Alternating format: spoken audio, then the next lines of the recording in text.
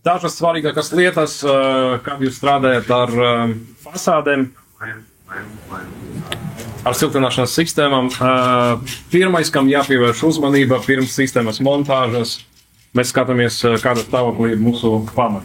Jā, tad novēršam visus nelīdzenumus, pārbaudām ģeometriju, pārbaudām, cik labi siltumizolācija turēsies pie mūsu pamatnes ar pielīmešanas testiem. Jā, tad šo visu nedrīkst ignorēt. Savādāk mums ir vairāki piemēri, kad ar pamatnes sagatavošanu nebija īsti kaut kas kārtībā, vai nu tika izmantots kaut kāds siltumizolācijas plānākais siltumizolācijas materiāls apakšā, lai izlīdzinātu, vai nu dažādu struktūru materiāli netika izlīdzināti. Un, kā jūs redzat, visas 3 gadījumus fasādes tika atvertas, jo uz apdares slāņa parādījās defekti, kur bija jāsaprot, kur ir iemesls tam visam.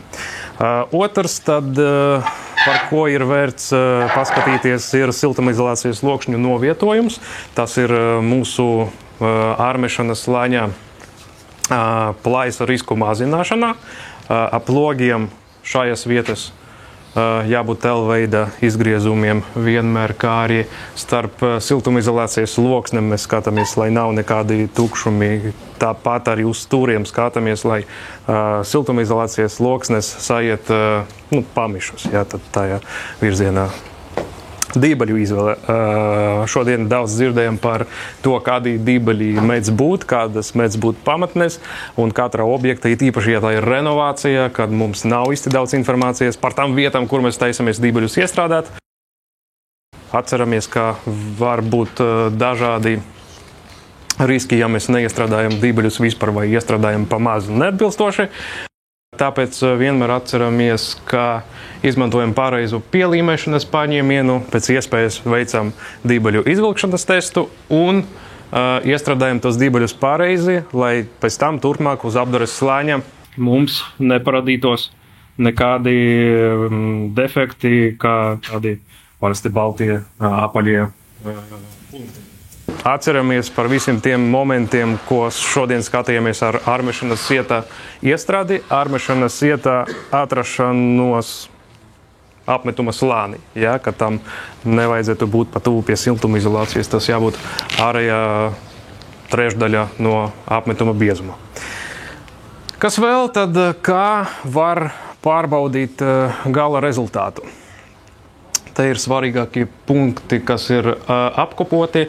Marty, I would ask you, maybe you can say something more about A and B classification of the surface from above these 5 and 7 millimeters. Yeah. Because it's also quite new for us. In Estonia, we have this guidelines that we made with one union that combines two, let's say, system providers or system holders. One is Weber, other one is Kapagal.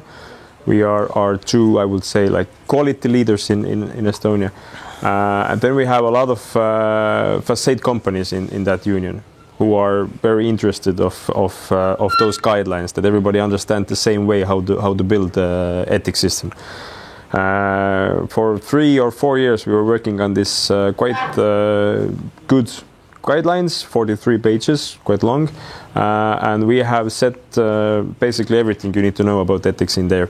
And one thing is classifications for the surface evenness under the 2 meter left that you have to measure, because very often we have those from Finnish guidelines, Finnish RUL, which is not meant for facades, to be honest, and there they have 3 classifications, plus minus 3, 5 and 7 millimeters.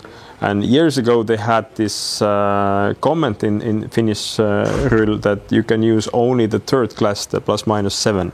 Igaunija ir valsts būvnoteikumi vai būvnormatīvi, kas nosaka, kā varētu pārbaudīt virsmas kvalitāti.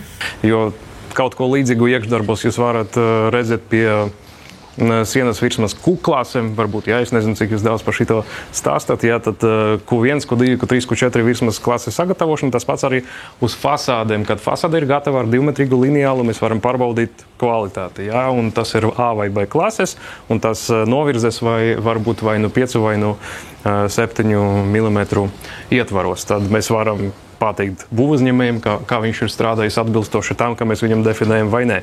Šīs klases, protams, jābūt definētas pirms mēs sākam strādāt.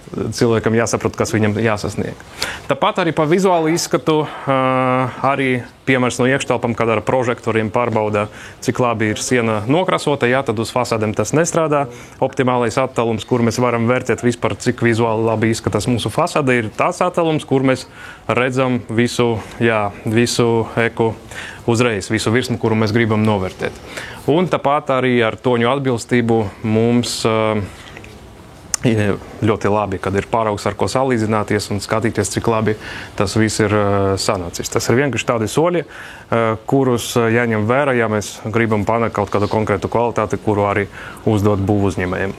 Un jūs neticēsiet, bet te ir atkal pēdējais slaids un atkal mans kontakts. Neticami, jā, tas arī ir svarīgākais. Vēlreiz par to visu, ko mēs šodien runājam, caur mani var tikt pie visas informācijas, kas šodien tika aplūkota, un uzdot visus jautājumus mūsu produktu grupas ietvaros.